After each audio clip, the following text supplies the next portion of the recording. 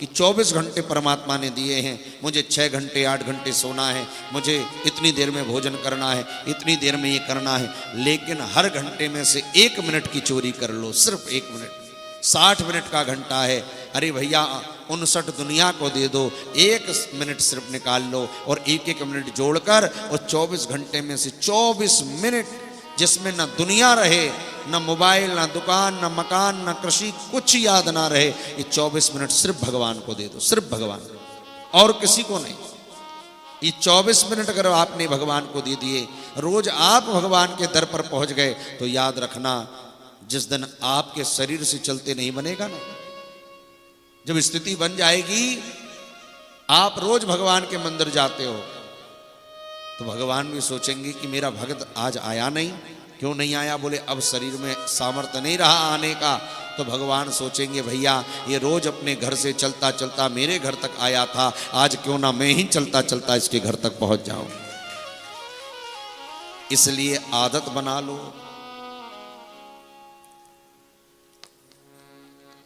हम लोग शिव महापुराण के अंतर्गत भगवान की दिव्याति दिव्य कथाओं को श्रवण कर रहे हैं। कल हमने भगवान ने त्रिपुरासुर का अंत कैसे किया, भगवान त्रिपुरारी कैसे बने, ये कथा श्रवण करी, और त्रिपुर का अंत करके भगवान त्रिपुरारी हो गए थे। आगे के प्रसंग में बड़े ध्यान से आप लोग एकाग्रचित्त होकर के सुने। एक बार भगवान शिव का दर्शन करने के लिए देवराज इंद्र और देवगुरु बृहस्पति पहुंच गए। देवराज इंद्र और देवगुरु बृहस्पति ने भगवान शंकर के दर्शन की इच्छा मन में करी। अब दर्शन की इच्छा मन में हुई, दोनों कैलाश पर्वत पहुंचे। जैसे ही कैलाश पर्वत पर पहुंचे, क्या देखा? भगवान शंकर नहीं है। देखो भगवान भी परीक्षा तो लेते ही हैं। आज भगवान परीक्षा लेने के लिए कैलाश पर्वत के बाहर एक दंडी साधु का रूप बनाकर बैठ गए। इंद्र ने देखा कि ये कौन बैठा है, दिगंबर भेष बना लिया, हाथ में दंड ले लिया। इंद्र को लगा कि ये कोई और है। भगवान शंकर रूप बदल कर बैठे थे। इंद्र ने कहा कस्तंभो कुत आयाता किम नाम बद तत्वतः। हे महामुनि, कौन हो आप? आपका नाम क्या है? कहां से आए हो? स्वस्थाने संस्थिता संभो किम बाद्यत्र गतः प्रभो। अरे भगवान शंकर की कैलाश पर तुम कर क्या रहे हो? और भगवान शंकर कहां हैं? इतना सुना तो भगवान शंकर तो बैठे थे, कुछ बोले नहीं, मौन हो गए। इंद्र ने कहा रे बताओ भगवान शंकर यहां हैं कि नहीं है? भगवान शंकर तो इंद्र के धैर्य की परीक्षा ले रहे थे। शंकर जी कुछ नहीं बोले। इंद्र बोला बोलते हो कि नहीं बोलते? फिर भी कुछ नहीं बोले। बार बार इंद्र ने पूछा, बार बार पूछा महाराज। और जब शिव कुछ नहीं बोले, भगवान तो इंद्र के ज्ञान की परीक्षा ले रहे थे। इंद्र समझ नहीं पाए महाराज। क्रोध आ गया इंद्र को। जबकि किसी संत के पास जाओ, किसी महापुरुष के पास जाओ, तो संत दरस को चाहिए तो तजी माया अभिमान, अभिमान माया ये छोड़ कर जाओ। अभिमान लेकर अगर भगवान के पास हम पहुंच गए, भगवान स्वीकार नहीं करते। भगवान कहते हैं मुझे अभिमान पसंद ही नहीं है। अभिमान में मिट गए धन वैभव और वंश, ना मानो तो देख लो रावण कौरव कंस। इनको अभिमान ही तो था, किसी को पद का, किसी को नाम का, किसी को परिचय का, किसी को कुछ का। अभिमान किसी भी चीज का आ सकता है। मैं ऐसा हूं, मुझ में ये खूबी है, यही अभिमान आ जाए। एक बार गोपियों ने बांसुरी से कहा कि बांसुरी, तूने कौन सी तपस्या करी, हम इतना सब करके भी भगवान कृष्ण के समक्ष नहीं पहुंच पाती, और तू बता बांस की बनी है। भगवान श्री कृष्ण तुझे अपने हाथ पर बिठाते हैं, अपने हाथ की सैया लगाकर सुलाते हैं, अपनी उंगलियों से तेरे चरण दबाते हैं, अपनी श्वासों से तेरा मनोहार करते हैं, अपनी अलकावली से तुझे झूला झुलाते हैं, अपनी पलकों से तुझे पंखा करते हैं। तुझ में क्या विशेषता है ऐसी जो श्री कृष्ण तुझे इतना चाहते हैं? क्या विशेषता है? बांसुरी ने बड़ा अच्छा उत्तर दिया कि मुझ में ये विशेषता है कि मुझ में कोई विशेषता नहीं है। मुझ में ये विशेषता है कि मुझ में कोई विशेषता ही नहीं है, कोई विशेषता नहीं है। हाँ, मेरा स्वयं का कुछ है ही नहीं, मैं तो बिल्कुल खाली हूं आगे से पीछे तक। 7 तो मुझ में छिद्र हैं, पूरी पोली हूं, मेरा स्वयं का कोई स्वर ही नहीं है। वो तो श्री कृष्ण अपनी श्वासों से जब इसमें फूंक मार देते हैं तो वो ही ना जाने कैसे इसमें से राग निकाल देते हैं और मैं बज जाती हूं। ये मेरा वैशिष्ट नहीं है, ये तो भगवान का वैशिष्ट है, ये भगवान का वैशिष्ट है। यही मुझ में विशेषता है कि मुझ में कोई विशेषता नहीं है। बांसुरी से सीखा है जीवन जीने का सलीका, लाख छिद्र हों फिर भी गुनगुनाती है, फिर भी गुनगुनाती है। इतने छिद्र होते हुए भी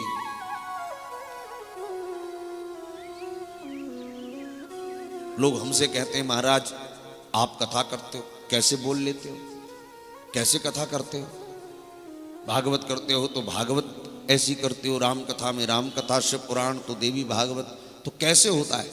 हमने कहा हम करते ही नहीं, किसी जीव की सामर्थ्य नहीं कि भगवान की कथा गा सके। तो फिर जैसे बांसुरी भगवान के हाथ में रखा जाती है, फिर भगवान जानते हैं, ऐसे भैया ये व्यासपीठ तो खुद कृपा करती है, हम तो बांसुरी बनकर बैठ जाते हैं, वो जैसी फूंक मार दे बस वैसी निकल जाती है। जैसे सीडी प्लेयर होते थे ना, अब तो बंद हो गए, तो सीडी का अपना कोई स्वर नहीं होता था, प्लेयर की अपनी कोई आवाज नहीं होती थी। उस प्लेयर में आप जैसी सीडी लगा दो वैसी बजने लग जाती थी। कोई गजल की सीडी लगा दो तो गजल बजने लग जाती, फिल्मी गीत लगा दो तो गीत बजने लग जाते, भजन की सीडी लगा दो तो भजन बजने लग जाती। ऐसे भैया हम तो प्लेयर है, ठाकुर जी अपनी जो कृपा करके जो सीडी फंसा देते हैं बस वही बजने लग जाती है। क्यों? बोले अच्छी होती है तो उनकी वाहवाही होती है, और बुरी होगी सो उनकी वाहवाही होगी।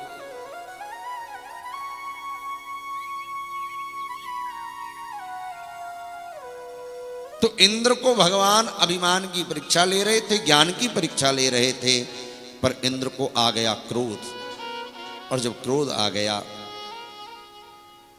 हाथ में वज्र लेकर भगवान शंकर जो दिगंबर के रूप में बैठे थे मारने दौड़ा, और जैसे मारने दौड़ा महाराज, भगवान शंकर ने एक बार देखा हाथ स्तंभित हो गया, ना नीचे जाए ना ऊपर जाए, ना हिले ना डुले।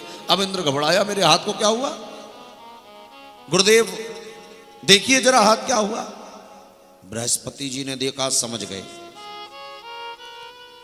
जरूर ये साक्षात भगवान शंकर है।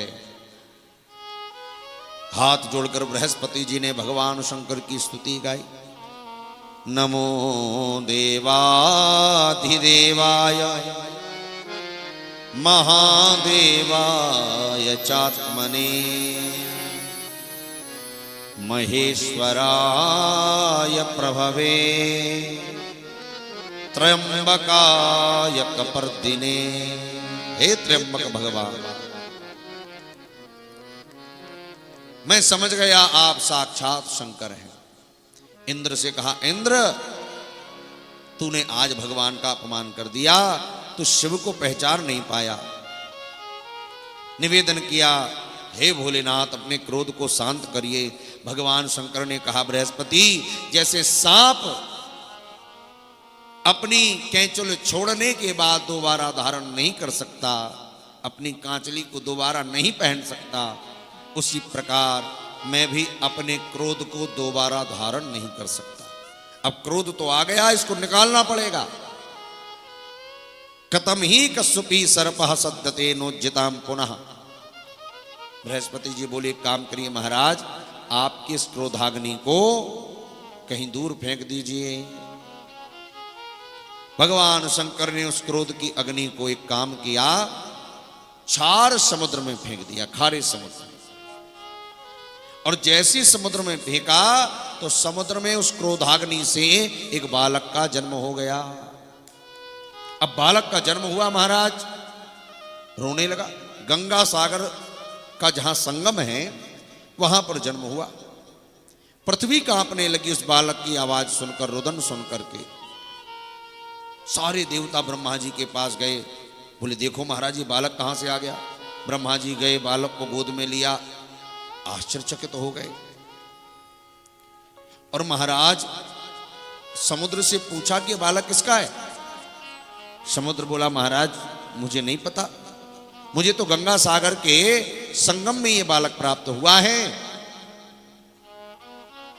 मैं जानता नहीं ये बालक कौन का। ब्रह्मा जी बोले, लाओ हमें दे दो। बालक को ब्रह्मा जी ने हाथ में लिया। महाराज उस बालक ने दोनों हाथों से ब्रह्मा जी की गर्दन पकड़ी और ऐसी दबाई, महाराज ऐसी दबाई, इतनी जोर से दबाई, खूब प्रयास किया ब्रह्मा जी ने, वो गला ही ना छोड़े। और जब गला ना छोड़े तब ब्रह्मा जी जैसे कोई गला पकड़ ले, एकदम ब्रह्मा जी की आंखों के सामने अंधेरा छा गया। और अंधेरा छा गया, नेत्रभ्याम विद्रताम भस्मादीन नेम जलम मम, और आंखों से आंसू निकल आए। अच्छा कोई आपकी गर्दन जोर से पकड़ ले, आंसू तो निकलेंगे। ब्रह्मा जी के अश्रु निकल गए और महाराज नेत्रों से जब आंसू टपकने लगे तो बालक ब्रह्मा जी के आंसुओं को पीने लगा, पी गया आंसू। और जब पी गया, नेत्रभ्याम विद्युतम भस्माद नेव नेव जलम मम तस्मात् जलन धरते ही ते ख्यातो नामना भवत्यमो। ब्रह्मा जी ने कहा, हे सागर तुम्हारे इस पुत्र ने मेरे नेत्र से निकले हुए जलों को पिया है, इसलिए इसका नाम जलंधर होगा। क्यों? क्योंकि एक तो इसने जल पिया, ऊपर से मेरे सामने पूरा अंधकार छा गया, इसलिए जलंधर। तुम इसका लालन पालन कर लो। समुद्र को बालक दे दिया, समुद्र ने जलंधर का लालन पालन किया। और महाराज कालनेमी की बेटी वृंदा के साथ इसका विवाह करा दिया। एक बार जलंधर सभा में बैठे, सभा में बैठे तो जलंधर ने कहा, भाई मैं समुद्र का बेटा हूं और हूं दानव, सबको बुलाओ, किसी को कोई समस्या तो नहीं है। सारे दानव आ गए। महाराज शुक्राचार्य जी को बुलाया, बोले महाराज बताओ, देवताओं ने हमारे साथ छल तो नहीं किया? बोले बिल्कुल किया। कब किया? बोले जब समुद्र का मंथन हुआ तब देवताओं ने अमृत तो खुद पी लिया और तुम्हारे पिता का मतलब समुद्र का मंथन किया और तुम्हारे पिता के अंदर से 14 रत्न निकले, पूरे रत्न देवताओं ने रख लिए, हमें कुछ नहीं दिया। बड़े बड़े रत्नों को ले गए। उसकी सभा में राहु बैठा था। बोले राहु तेरा सिर कहां गया? राहु बोला मेरा शीश भी छलिया नारायण ने काटा है। जरा जैसे ही सुना महाराज, जलंधर ने बड़ा क्रोध आया, इंद्र को चिट्ठी लिख दी कि तू तेरा स्वर्ग खाली कर दे और 14 रत्न हमें वापस कर दे। इंद्र ने कहा भैया क्यों कर दूं वापस? बोले तुमने छल से छुड़ाया मेरे पिता से, पिता की सामग्री पर पुत्र का अधिकार होता है। मैं समुद्र का बेटा हूं और समुद्र से निकले हुए सारे रत्न, चाहे वो कल्प वृक्ष हो, चाहे वो कौस्तुभ मणि हो, चाहे वो अमृत हो, चाहे वो कामधेनु गाय हो, चाहे वो चंद्रमा हो, सब मेरा है। इंद्र ने कहा भैया हमने समुद्र का मंथन इसलिए किया कि जब मैंने सारे पर्वतों के पंख काटे थे तब मैनाक पर्वत को समुद्र ने छुपा लिया, और इसके छुपाने से पहले पर्वतों के पंख होते थे और पर्वत लोग उड़ते थे, जहां इच्छा होती थी वहां बैठ जाते थे। इसलिए आप देखो पर्वत कहीं भी रखे रहते हैं, कहीं भी बैठ जाते थे। अब मान लो सब लोग बैठे हैं, आके पर्वत यहीं बैठ जाए तो सब सीताराम हो जाए। तो इंद्र ने क्या किया? बोले जब कोई बीमारी बढ़ती है तो सरकार उसे नष्ट करने का प्रयास करती है। जैसे कोरोना आया, पोलियो आई, तो सरकार ने उसके लिए कुछ ना कुछ व्यवस्था निकाली। तो इंद्र देवताओं का राजा है, उसने कहा भाई इस बीमारी से कैसे बचे? तो इंद्र ने सारे पहाड़ों के पंख काट दिए, कोई नहीं उड़ेगा। एक पर्वत था मैनाक, पार्वती जी का भैया, मैना जी का पहला पुत्र मैनाक। ये समुद्र के पास गया, समुद्र ने कहा तुम मुझ में छुप जाओ, तुम नहीं कट पाओगे। अब जैसे ही वो समुद्र के अंदर जाने लगा तो समुद्र की लहरों के कारण अंदर ना जा पाए, बार बार बाहर आए। पवन देव निकल रहे थे, पवन देव ने कहा मित्र चिंता मत करो। पवन देव ने जोर से धक्का दे करके और मैनाक पर्वत को समुद्र में छुपा दिया। इसलिए इंद्र को बड़ा क्रोध आया कि तुमने पर्वत को अंदर शरण दे दी, सबके पंख कट गए लेकिन मैनाक के पर नहीं कटे। आज भी मैनाक पर्वत के पास पंख हैं, समुद्र के अंदर रहता है। आप लोग सुंदरकांड पढ़ते हैं, जब हनुमान जी जा रहे थे लंका तब यही मैनाक पर्वत को समुद्र ने कहा कि महाराज हनुमान जी जा रहे, जिन पवन देव ने तुम्हें छुपाया था उनके बेटे हैं, अब तुम्हें इन्हें जरा आराम करने दो। तो तय मैनाक होई श्रमहारी। तो हनुमान जी ने क्या किया? बोले महाराज सिर्फ स्पर्श करके चले गए थे, इसलिए हमने समुद्र का मंथन किया था। लेकिन भैया अब तो विडंबना हो गई। इस दैत्य जलंधर ने स्वर्ग पर आक्रमण कर दिया, और जब स्वर्ग पर आक्रमण किया तो सारी सामग्रियों को छुड़ा लिया। सारे देवता घबराए, भगवान शंकर की शरण में पहुंच गए। दुखितास्मे सुरा सर्वे शिवम शरणमाययो, और जाकर भगवान शंकर की स्तुति गाई। हम आपकी शरण में आए हैं बाबा, इस जलंधर से हमारी रक्षा करिए। शिव भोले भंडारी शरण हम आए तिहारी। सारे देवता भगवान शंकर की शरण में पहुंचे। शरण तिहारी भोले शरण तिहारी, शरण तिहारी शरण तिहारी। शिव भोले भंडारी शरण हम आए तिहारी। शिव भोले भंडारी शरण हम आए तुम्हारी। शिव भोले भंडारी शरण हम आए तिहारी। शिव भोले भंडारी शरण हम आए तिहारी। शरण तिहारी भोले शरण तिहारी। शरण तिहारी भोले शरण तिहारी। शरण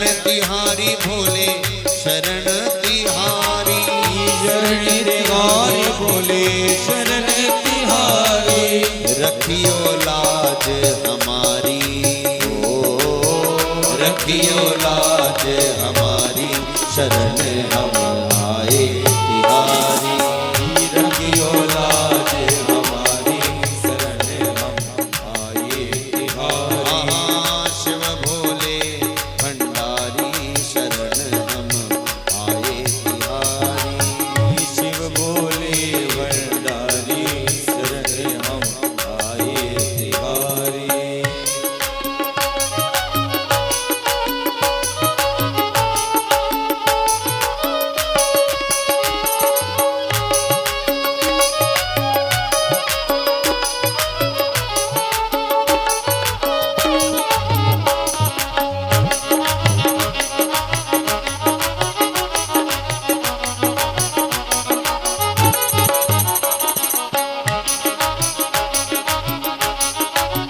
हर हर महादेव।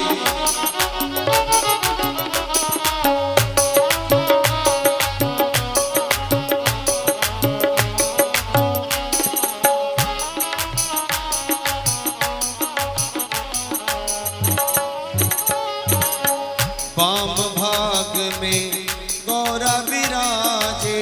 वाम भाग में गौरा विराजे। वाम भाग में गौरा विराजे।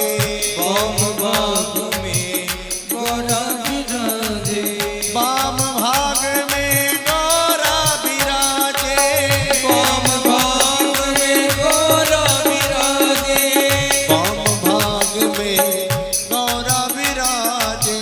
वाम भाग में गौरा विराजे। शंकर डमरो धारी। शंकर डमरो धारी शरण हम आए तिहारी। शंकर डमरू धारी शरण हम आए तिहारी। शिव भोले भंडारी शरण हम आए तिहारी। शिव भोले भंडारी शरण हम आए तिहारी।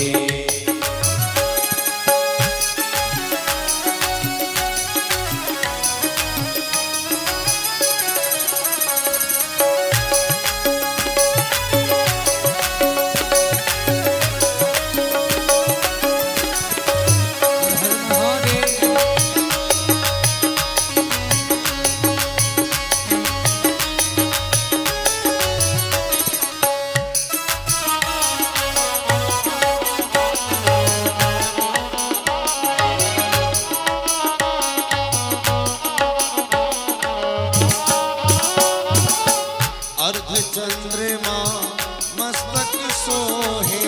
अर्ध चंद्रमा मस्तक सोहे। अर्ध चंद्रमा मस्तक सोहे। अर्ध चंद्रमा मस्तक सोहे। अर्ध चंद्रमा मस्तक सोहे। अर्ध चंद्रमा मस्तक सोहे। अर्ध चंद्रमा मस्तक सोहे। अर्ध चंद्रमा मस्तक सोहे। कर त्रिशूल संहारी। कर त्रिशूल संहारी शरण हम आए तिहारी। कर त्रिशूल सवारी शरण हम आए तिहारी। ओ शिव भोले भंडारी शरण हम आए तिहारी। शिव भोले भंडारी शरण हम आए तिहारी।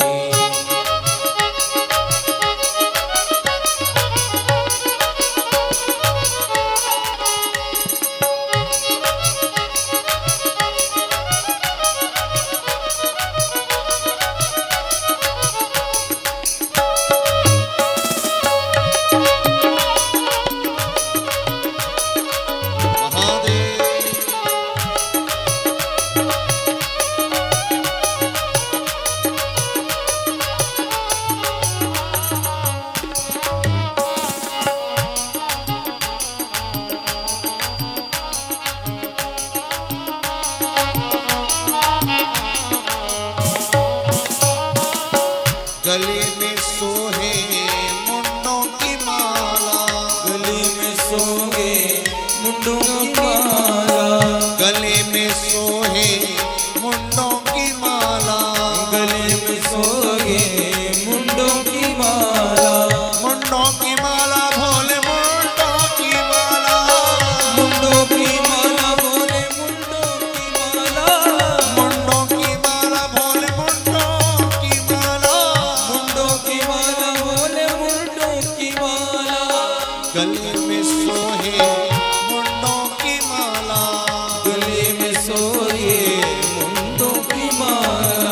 सिर पर गंगाधारी, सिर पर गंगाधारी शरण हम आए तिहारी। ओ शिव पर गंगाधारी शरण हम आए तिहारी। कृपा करो हे अवधर दानी, कृपा करो हे अवधर दानी। कृपा करो हे अवधर दानी, कृपा करो हे अवधर दानी। सब भगतन संकट हारी, ओ भगतन संकट हारी शरण हम आए तिहारी। शिव भोला भंडारी शरण हम आए तिहारी। शरण तिहारी भोले शरण तिहारी, शरण तिहारी भोले शरण तिहारी। शरण तिहारी भोले शरण तिहारी।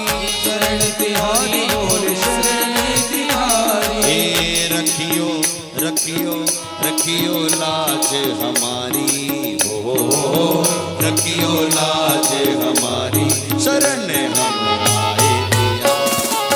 रखियो लाज हमारी शरण हम आए तिहारी। हाँ शिव भोले भंडारी शरण हम आए तिहारी। हाँ शिव भोले भंडारी शरण हम आए तिहारी। भंडारी शरण हम आए तिहारी। हाँ शंकर डमरूधारी शरण हम आए तिहारी। शंकर डमरूधारी शरण हम आए तिहारी। सिर पे गंगाधारी शरण हम आए तिहारी। सिर पर गंगाधारी शरण हम आए तिहारी। आए तिहारी आए तिहारी। शिव भोले भंडारी शरण हम आए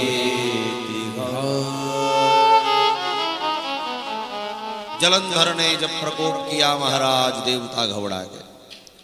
एक ही आस, शिव की कृपा मिले बिना काम हो नहीं सकता। देवता घबरा गए,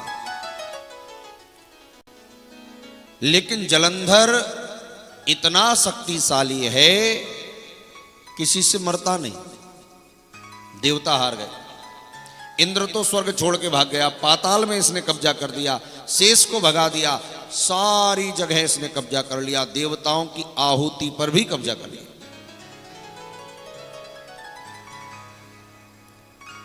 देखो ये क्यों नहीं मरता, क्योंकि इसकी पत्नी है वृंदा, जो सती है, पतिव्रता है, और उसके पातिव्रत धर्म के कारण जलंधर को एक खनोच भी नहीं आती है।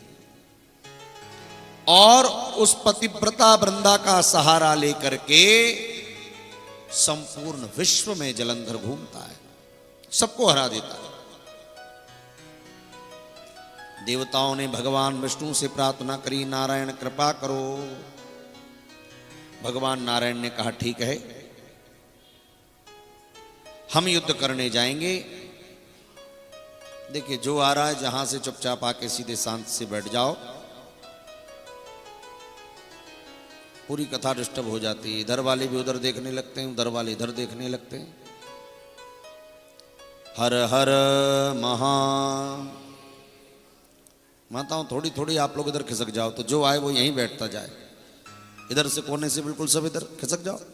और पंडालों में तो हमें कहना पड़ता है आगे आ जाओ, यहाँ थोड़े थोड़े इधर हो जाओ, हो जाओ।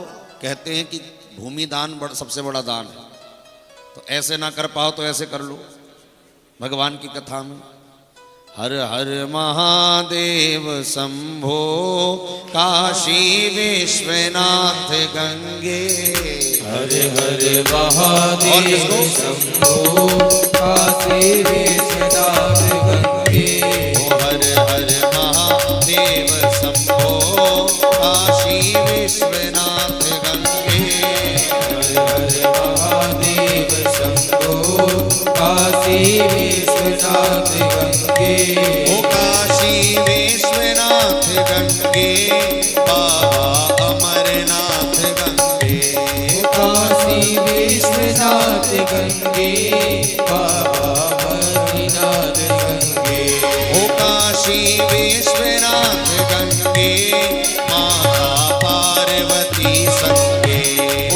काशी विश्वनाथ गंगे बाबा अमरनाथ संगे कि हर हर महादेव शंभो काशी विश्वनाथ गंगे।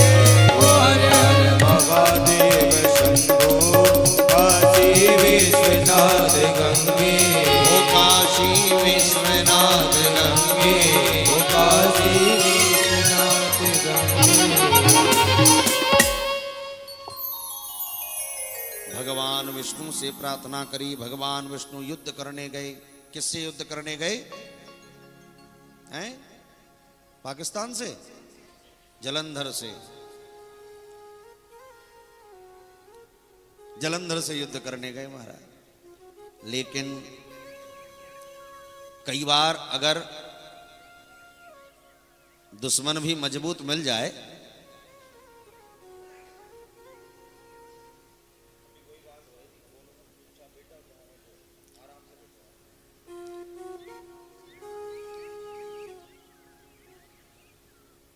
कई बार युद्ध करने जाएं और सामने वाला अगर बहुत अच्छा युद्ध करता है तो उसका युद्ध कौशल देख करके और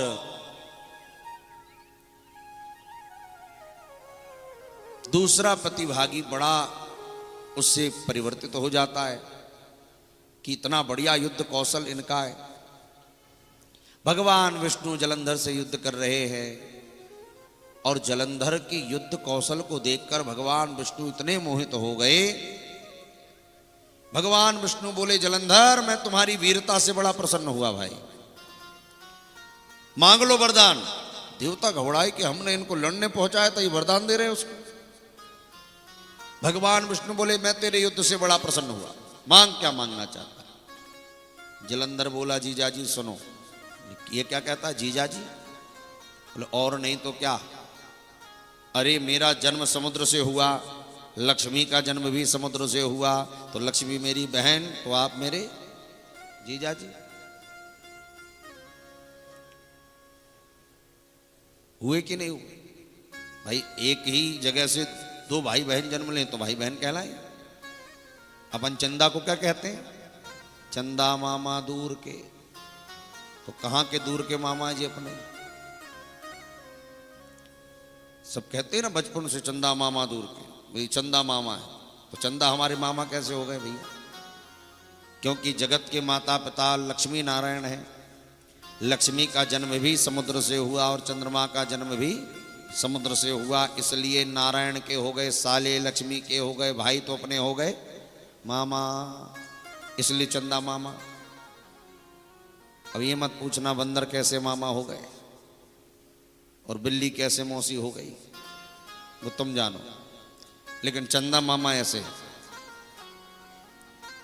दूर के हैं। वैसे चंदा मामा पास के नहीं, दूर के। लोग कहते हैं ना दूर के चाचा, ऐसे वे दूर के मामा हैं। तो बोले कि आप तो मेरे जीजा जी हैं, वरदान दे दो। तो मांगो वरदान, क्या मांगना चाहते हो? जलंधर बोला, यदि भावुक तिष्ठोसी, अगर आप मुझसे प्रसन्न हैं, वरदेवं ददामि में, अगर आप मुझे वर देना चाहते हैं, मद भगिन्या मया सार्धम मद गृहे सागणो वस, तो मेरी बहन जी के साथ आप मेरे घर में ही आकर रह जाइए। मद ग्रहे, मेरे घर में रहिए। भगवान ने कहा कि ठीक है जलंधर, तुम कहते हो तो देर किस बात की। पूरा परिवार लेके भगवान आ गए। शांताकारम भुजगशयनम पद्मनाभम सुरेशम, और महाराज आकर के बीच समुद्र में ही रहने लगे। देवताओं ने देखा हो गया काम, हमने पहुंचाया था जलंधर को मारने, ये जलंधर के घर में ही रहने लग गए। बताओ, यहां से सेना पहुंचाई जाए कि जाओ भाई दूसरे देश पर आक्रमण करो, और सेना वहीं मित्रता करके वहीं रहने लग जाए तो क्या होगा देश का। अब भगवान नारायण जब वहां रहने लगे तो सारे लोग घबरा गए। दुखित आस्ते सुरा सर्वे शिवे शरणम आययु, भगवान शंकर की शरण में देवता पहुंचे। भगवान भोलेनाथ ने कहा, भाई देवताओं कैसे आए? देवता बोले, महाराज बहुत दुखी है। किस बात से दुखी हो? बोले जलंधर ने सबको परास्त कर दिया है। क्या कहें, भगवान नारायण भी परास्त हो गए। नारायण भी परास्त हो गए। कैसे परास्त हो गए? बोले वो लड़ने गए थे, उसके घर में ही रहने लग गए। अब आप बताओ महाराज कैसे काम चलेगा? हम सब अपने घरों से बाहर रह रहे हैं, जलंधर का आक्रमण पूरी दुनिया में हो गया है, अब कुछ तो करो।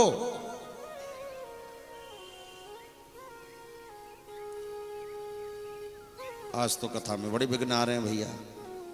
अभी तक तो बढ़िया चल रहा था, कल तक। थोड़ी देर आप ही लोग बातचीत कर लो, फिर हम सुना लेंगे बात। आपकी हो जाए तो हमें बता दो। यहां तो मौन होके रहना पड़ेगा भैया, क्योंकि यहां कोई रटे रटाए काम तो है नहीं कि आपको बस आंख बंद करे और सुनाते जाए। यहां तो श्रोता वक्ता ज्ञान निधि कथा राम की गूढ़ कथा तो श्रोताओं से होती है। सुनने वाला अच्छा हो तो सुनाने वाला बढ़िया सुनाता है, और सुनने वाला कमजोर हो तो वक्ता कितना ही बढ़िया हो कुछ नहीं सुना पाएगा। इसलिए आप लोगों के मुखमंडल को देख के कथा होती है, और जब आप लोगों के मुखमंडल दूसरी तरफ हो जाते हैं तो फिर कथा भी इधर उधर हो जाती है। इसलिए जरा एकाग्रचित्त हो जाइए। भगवान शंकर के पास जब देवता गए, भगवान शंकर ने कहा कि ऐसी बात है। बोले ठीक है, हम कुछ करते हैं। नारद जी को बुलाया। बोले देखो भाई, जब तक इसकी पति सती वृंदा है तब तक तो ये नहीं मरेगा, क्योंकि ये पुण्यात्मा है। पुण्यात्मा को कोई मार नहीं सकता। जब तक ये पाप ना करे तब तक ये मरेगा नहीं। अब ये पाप काहे को करने लगा? पाप तो ये कर रहा है, लेकिन पत्नी के पुण्य के कारण बचा है। एक भजन आनंदी घर में हो जाए तो उसके प्रताप से सब बचे रहते हैं, गलत भी बचे रहते हैं। महाराज वृंदा इतनी सतीत्व है, इतनी पतिव्रता नारी है, उसकी आड़ लेकर के और ये जलंधर सारे को कर्म करता है। नारद जी से कहा, नारद जी आप जाकर कुछ करो। नारद जी पहुंच गए। जलंधर ने बड़ा स्वागत किया, आसन बिछाया, बिठाया। गुरुदेव कैसे आए? नारद जी एक ऐसे देवता है महाराज जी, सबके यहां चल जाते हैं, पक्ष में भी विपक्ष में भी। राम जी के अंदर भी चले जाएं, रावण के अंतःपुर में भी चले जाएं, कंस के अंतःपुर में भी चले जाएं, सब जगह 14 भुवन में नारद जी की पहुंच है। नारद जी पहुंचे। बोले भाई वैसे तो इस समय दुनिया का सबसे बड़ा आदमी तू ही है भाई जलंधर। हाँ महाराज। क्यों? स्वर्ग पर तेरा कब्जा, कल्प वृक्ष तेरे पास, ऐरावत हाथी तेरे पास, उच्च श्रवा घोड़ा तेरे पास, कौस्तुभ मणि तेरे पास, अरे कुबेर की सारी संपदा तेरे पास, संपूर्ण त्रिलोकी की संपदा तेरे पास है। एक चीज की कमी है। जलंधर बोला किस चीज की कमी नारद जी बताओ? बोले बस एक ही कमी दिख रही है, बाकी तो तेरे पास सब कुछ दिख रहा है, सेना है, परिवार है, सब है, सारे रत्न हैं तेरे पास। एक रत्न की कमी है, त्रकोलस्य पतिस्त्वम हिंचित चात्र संभवम। एक रत्न कम लग रहा है। बोले कौन सा रत्न है बताओ तो सही। नारद जी बोले यश गेहे सुर रत्नानि सर्वाणी ही जलंधर। हे जलंधर तेरे यहां सारे रत्न हैं भाई, लेकिन जाया रत्नम न चेतांसी ना शोभते वृथा ध्रुवम।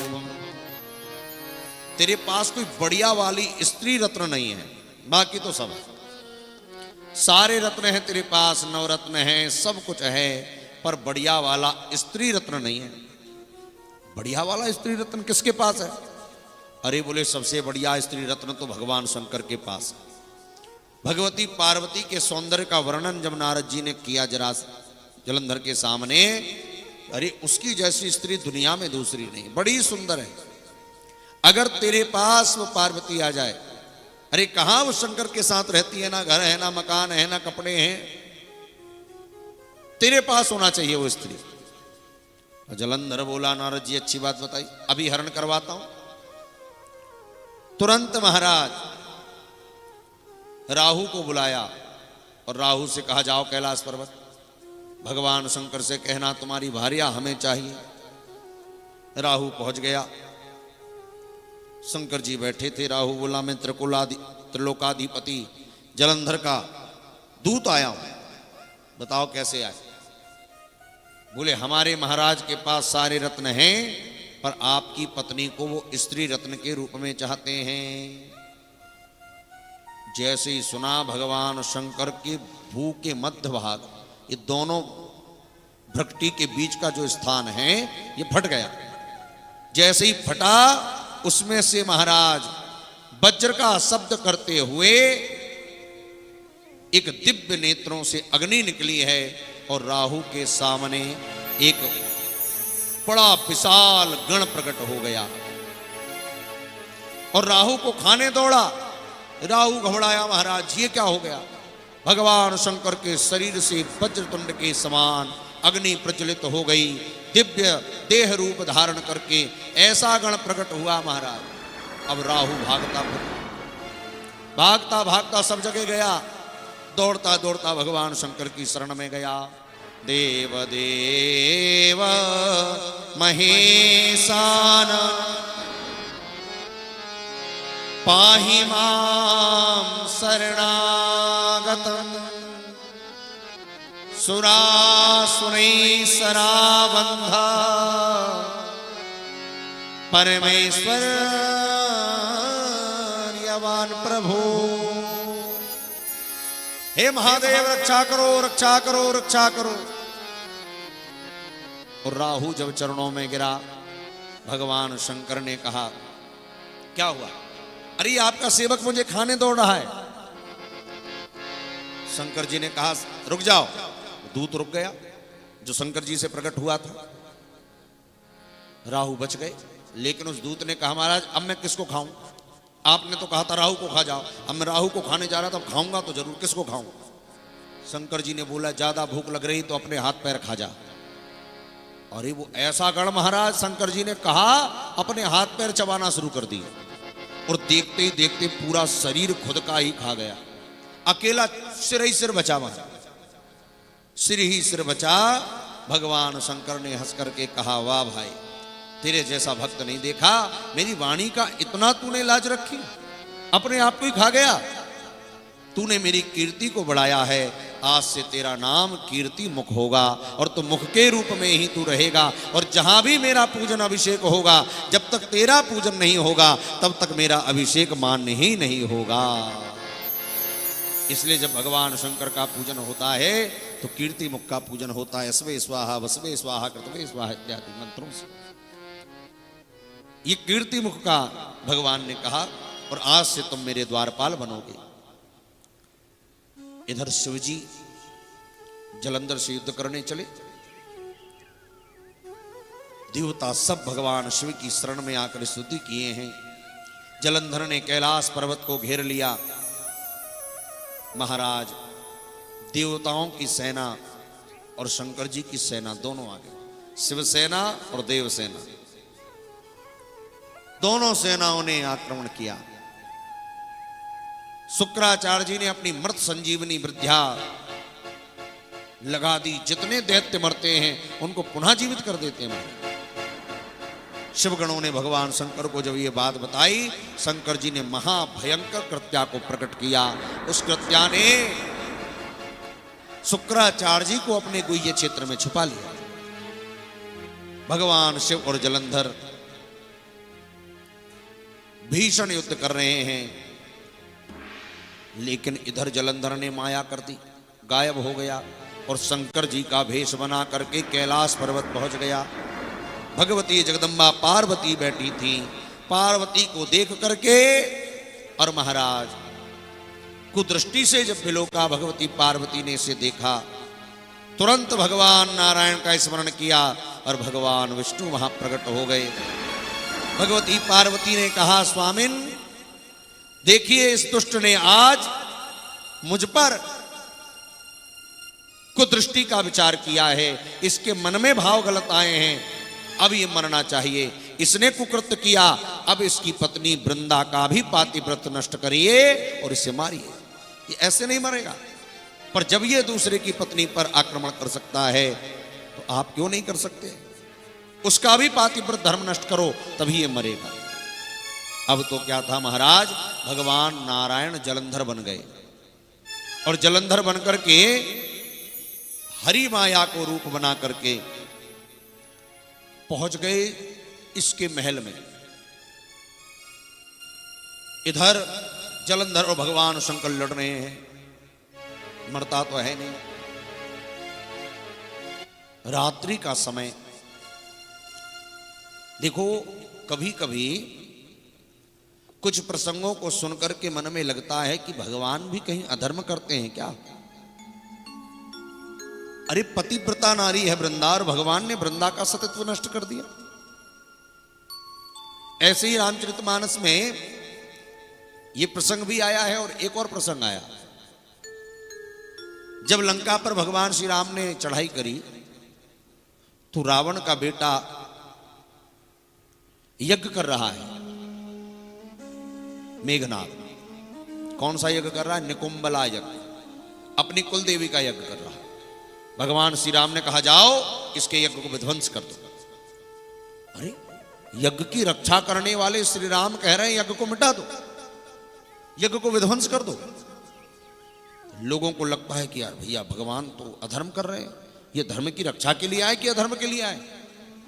भगवान तो यज्ञ की रक्षा करते हैं या यज्ञ मिटा देते हैं?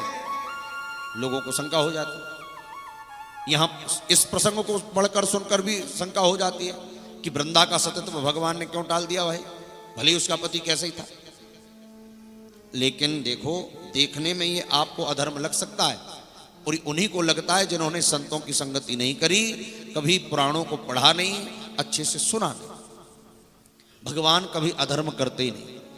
अरे डॉक्टर आपसे कह दे कि भैया शरीर में बीमारी फैल गई है, शरीर की एक उंगली अगर कटवा लोगे हाथ की तो पूरा शरीर आपका स्वस्थ बना रहेगा। तो बताओ क्या करते हैं लोग? उंगली कटवा लेते, भैया काट दो, एक उंगली कट जाए शरीर बचा रहना चाहिए।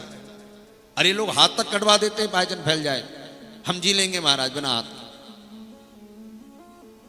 उसी प्रकार कभी कभी धर्म में भी कुछ ऐसी वस्तु हो जाती हैं, अगर निकुंबला यज्ञ पूरा हो जाता तो इतनी शक्ति आ जाती मेघनाथ के पास तो किसी से नहीं मरता, और वो रोज हजारों यज्ञों को विध्वंस करता, हजारों यज्ञों को तोड़ देता, हजारों ऋषियों को मार देता। भगवान ने कहा अगर एक यज्ञ को मिटाने से हजारों हजार यज्ञ सुरक्षित हो रहे हैं तो एक यज्ञ को मिटाने में कोई अधर्म नहीं है, कोई अधर्म नहीं। ऐसी वृंदा परम सती थी, लेकिन अगर इसका पातिव्रत धर्म नष्ट नहीं होता तो इसकी आड़ में जलंधर लाखों स्त्रियों का पातिव्रत नष्ट कर देता था। एक पतिव्रता नारी को नष्ट करने से लाखों लाख पतिव्रताएं बच रही हैं, इसलिए भगवान ने सती वृंदा का भी पातिव्रत नष्ट किया। लोग उठा लेते कर्ण को क्यों मार दिया, वो तो ऐसा था। अरे भगवान समदृष्टि हैं, समदृष्टा हैं। कभी कभी दिखता है महाराज। अब आप किसी को रोड पे चलते हुए किसी को रिवाल्वर से गोली मार दो, मर जाए, तुरंत जेल हो जाएगी कि नहीं हो जाएगी? हत्या का आरोप लग जाएगा। लेकिन उसी बंदूक से महाराज सेना में कोई सिपाही बन जाए और सीमा पे खड़े होकर के एक नहीं 10 और 20 मार दे, पूरे देश में उसका नाम होगा, जगह जगह उसकी रैली निकाली जाएगी, बड़ी बड़ी उसकी फोटो छपेंगी, परमवीर चक्र से सम्मान मिलेगा। क्यों? अरे इसने 10 लोगों को मार दिया और उसको परमवीर चक्र मिल रहा है, इतना सम्मान मिल रहा है, माला पहनाई जा रही, मैंने एक मार दिया तो मुझे जेल हो गई। भैया मारने मारने में अंतर है। तूने जो मारा ये हत्या हो गई, लेकिन उसने जो मारा वो हत्या में नहीं गिना गया, वो तो राष्ट्र की रक्षा के लिए उसने कार्य किया है, इसलिए उसकी जय जयकार हुई और तुझे जेल हो गई। ऐसी भगवान जब कोई कर्म हमें दिखता है, हमारी दृष्टि में दोष हो जाता है। वृंदा तो अपने भवन में बैठी थी, और भगवान ने माया करके स्वप्न देखा वृंदा ने प्रातःकाल कि मेरा पति नग्न होकर गधे पर बैठ करके काली माला पहनकर दक्षिण दिशा में जा रहा है। जब ये स्थिति देखी, शांति नहीं मिली, नेत्र खुल गए। ये क्या हुआ? मेरे पति का ऐसा अशुभ स्वप्न मैंने देख लिया? कहीं मेरे पति किसी झंझट में फंस तो नहीं गए? वृंदावन में निकल गई, खोजने लगी। उसी समय भगवान नारायण एक तपस्वी का रूप बनाकर बैठ गए। वृंदा आई, महाराज मेरे पति इस समय भगवान शंकर से युद्ध कर रहे हैं, मुझे पता करके बताइए इस समय युद्ध कौन जीतेगा? मेरे पति की जीत होगी कि नहीं होगी? मैं जलंधर की पत्नी हूं। उसी समय नेत्र बंद करके नारायण जो बैठे थे साधु बनकर, कहने लगी, देवी इस समय युद्ध तो चल रहा है, लेकिन तेरा पति मारा गया है। मेरा पति मर गया? हां। भगवान ने अपने नेत्रों की भौं को हिलाया, 2 बंदर आकाश से कूद पड़े। एक ने धड़ ले आया, एक ने शीश ले आया, नकली जलंधर, जबकि जलंधर तो लड़ रहा था। वृंदा को दिखा दिया, तेरा पति ले ले, मर चुका है, ये रही उसकी शरीर। सती वृंदा रोने लगी, महाराज मूर्छित होकर गिर पड़ी। हे स्वामी, मेरे पति को जीवित कर दीजिए। जब आप उसके शरीर को ला सकते हो तो जीवित भी कर सकते हो। भगवान नारायण ने चुटकी बजाई और महाराज जलंधर के नकली स्वरूप को जिंदा कर दिया और स्वयं जलंधर बन गए और वहां से दोनों बानरों को गायब किया, खुद भी चले गए महाराज। इधर भगवान को अंतर ध्यान होकर के वृंदा के साथ जलंधर बनकर रहने लगे। लेकिन जब भगवान के उस दिव्य स्वरूप के निकट वृंदा गई, जलंधर समझकर उनके हृदय से लगी और जैसे हृदय से लगी भगवान के दिव्य स्वरूप से दिव्य सुगंध आई। वृंदा समझ गई ये जलंधर नहीं हो सकता। तुरंत दूर होकर के बोली, सच सच बताओ कौन हो तुम? जलंधर के शरीर की सुगंध को मैं जानती हूं, आपके शरीर से दिव्य सुगंध आ रही है। दिक्त देवम हरे शीलम पराराभी नगामिना, कौन हो तुम? जब पता चला भगवान विष्णु हैं, चल करके मेरे साथ मेरे व्रत को तोड़ा है, श्राप दे दिया वृंदा ने। योत्वया माया ख्यातो सुखियो दर्शितो मम तदेव राक्षसो भूत्वा भार्या तव हरिष्यति। मैं श्राप देती हूं, तुमने जो रूप बना करके मुझसे छल किया है, तुम्हें मनुष्य योनि जन्म लेकर के जंगल जंगल भटकना पड़ेगा और जो राक्षस बना करके तुमने मुझे दिखाया, मेरे पति ही राक्षस बन करके जाएंगे, तुम्हारी पत्नी का हरण करेंगे। और महाराज जो बंदरों के द्वारा तुमने मेरे पति के शरीर को बुलवाया, बंदर ही तुम्हारी सहायता करेंगे। ये श्राप वृंदा ने दिया। इधर भगवान शंकर ने जैसे ही पतिव्रत धर्म नष्ट हुआ और युद्ध करते हुए भगवान शंकर ने जलंधर का अंत कर दिया। जलंधर मारा गया और उसका तेज भगवान शिव में प्रविष्ट हो गया। इधर भगवान विष्णु, उधर वृंदा ने क्या किया, योगाग्नि जलाई और अपने आप को सती कर लिया, माना राख हो गई। भगवान विष्णु इसकी राख में लौटने लगे। उस समय तीनों देवियों से, ब्रह्माणी, लक्ष्मी और पार्वती से एक एक बीज आया। 3 बीज दिए महाराज, जिसमें उन बीजों को लाकर के उसी राख में डाला है। और सरस्वती ने जो बीज दिया, उस बीज से धात्री का पेड़ प्रकट हुआ, जिसे आंवला कहते हैं। लक्ष्मी जी ने जो बीज दिया, उससे मालती का दिव्य पौधा प्रकट हो गया। पार्वती जी ने जो बीज दिया, उससे तुलसी का पौधा प्रकट हुआ। 3 पौधे प्रकट हुए। लेकिन लक्ष्मी ने कुछ ईर्षा करी, इसलिए मालती को भगवान ने गृह्य नहीं किया और वही महाराज बाद में ईर्षा करने के कारण पृथ्वी पर गर्हित नाम से प्रसिद्ध हो गई। गर्हित। और तुलसी और आंवले को भगवान ने स्वीकार किया, इसलिए कार्तिक के महीने में भगवान श्री हरि को तुलसी और आंवले से अर्चन किया जाता है। जलंधर का अंत हुआ। इस प्रसंग को गोस्वामी जी ने मानस जी में 3 चौपाइयों में लिख दिया। एक कल्प दिगुर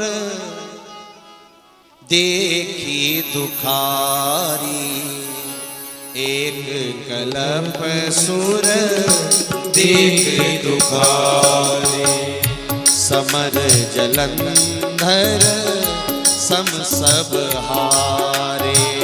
समर जलंधर सब सब हारे। शंभो कीन संग्राम अपारा, शंभु की संग्राम अपारा। धनुज महाबल मरहि न मारा, मरहि न मारा। परम सती असुराधिप नारी, परम सती असुराधिप नारी। तेहि बल ताहि ना जीत पुरारी, तेहि बल ताहि ना जीत पुरारी।